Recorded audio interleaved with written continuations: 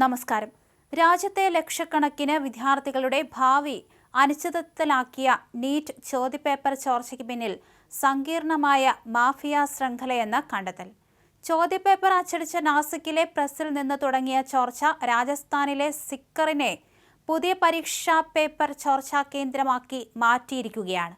Case അന്വേഷിക്കുന്ന CBI സംഘം ഇപ്പോൾ സിക്കർ കേന്ദ്രീകരിച്ചാണ് നീക്കങ്ങൾ നടത്തുന്നത്. നാസിക്കിലെ അതീവ സുരക്ഷയുള്ള പ്രസിൽ നിന്നു തന്നെയാണ് പേപ്പർ ചോർന്നതെന്ന് അന്വേഷണ ഉദ്യോഗസ്ഥർ വിശ്വസിക്കുന്നു. പ്രസ്സുമായി ബന്ധപ്പെട്ട ഒരാൾ പേപ്പർ ഒരു വലിയ ശൃംഖലയ്ക്ക് കൈമാറുകയും ഹരിയാനയിലെ ഗുരുഗ്രാമിലുള്ള ഒരു ഡോക്ടറുടെ പക്കൽ ഇത് എത്തുകയും ചെയ്തു. അവിടെ നിന്ന് ജയ്പൂർ സ്വദേശിയായ ഘാത്തിക് വഴി സിക്കറിലെ MBBS counselling agent Rakesh Kumar മന്ധവാരിയയുടെ കൈകളിലേക്ക് പേപ്പർ എത്തി. രാകേഷാണ് ഈ ശൃംഖലയുടെ വിതരണക്കാരനായ പ്രധാനി. ഇവിടെയാണ് കാര്യങ്ങൾ കൂടുതൽ സങ്കീർണമാകുന്നത്. ജംവാരാംഘഡിൽ നിന്ന് പേപ്പർ സിക്കറിലെ MBBS counselling agent Rakesh Kumar മന്ധവാരിയയുടെ കൈവശം എത്തിയെന്നാണ് വിവരം. സിക്കറിലെ പ്രമുഖ കോച്ചിംഗ് സെന്ററുകൾക്ക് പുറത്ത് MBBS കൗൺസിലിംഗ് ഏജന്റായി ജോലി ചെയ്യുന്ന ആളാണ് രാകേഷ്. ഒരു 1-to-1 ശൃംഖല വഴി രാജ്യത്തുടനീളം ചോദ്യപേപ്പർ വിതരണം ചെയ്യപ്പെട്ടുവെന്നും ഡൽഹി, ജമ്മുകാശ്മീർ, ബീഹാർ, കേരളം, ഉത്തരാഖണ്ഡ് എന്നിവിടങ്ങളിലെ കോച്ചിംഗ് സെന്ററുകളിലേക്ക് ഇത് എത്തിയെന്നും അന്വേഷണ ഉദ്യോഗസ്ഥർ വിശ്വസിക്കുന്നുണ്ട്. വെറും പരിശീലന ചോദ്യങ്ങൾ എന്ന വ്യാജേനയാണ് പരീക്ഷയ്ക്ക് 15 ദിവസം മുൻപേ ഈ പേപ്പർ വിദ്യാർത്ഥികൾക്കിടയിൽ വിതരണം ചെയ്തത്. മുൻവർഷങ്ങളിലെ ചോദ്യങ്ങളുടെ രീതി അനുസരിച്ച് അധ്യാപകർ തയ്യാറാക്കുന്ന പരിശീലന ചോദ്യങ്ങളെയാണ് സാധാരണയായി ഗസ് പേപ്പർ എന്ന് വിളിക്കുന്നത്.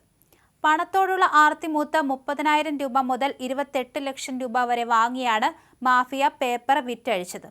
പരീക്ഷയ്ക്ക് 4 ദിവസം മുൻപ് സിക്കറിലെത്തിയ നാഗൌർ സ്വദേശിയായ ഒരു വിദ്യാർത്ഥി 28 ലക്ഷം രൂപ നൽകിയാണ് ഈ ചോദ്യപേപ്പർ കൈക്കലാക്കിയത്. പേപ്പർ എത്തിക്കഴിഞ്ഞു എന്ന് ഡൽഹിയിൽ നിന്ന് തനിക്കൊരു ഫോൺ കോൾ വന്നു എന്നാണ് ചോദ്യം ചെയ്യലിൽ ഈ വിദ്യാർത്ഥി വെളിപ്പെടുത്തിയത്.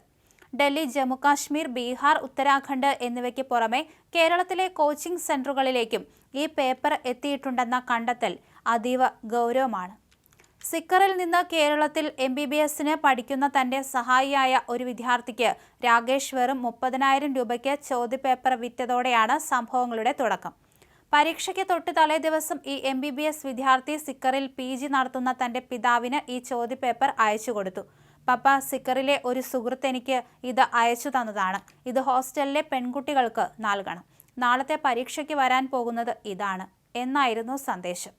ഇതിന്റെ ഗൗരവം ആലോചിക്കാതെ തന്നെ ആ PG ഉടമ ഹോസ്റ്റലിലെ പെൺകുട്ടികൾക്കിടയിൽ ഈ പേപ്പർ വിതരണം ചെയ്തതായി അന്വേഷണ ഉദ്യോഗസ്ഥർ പറഞ്ഞു.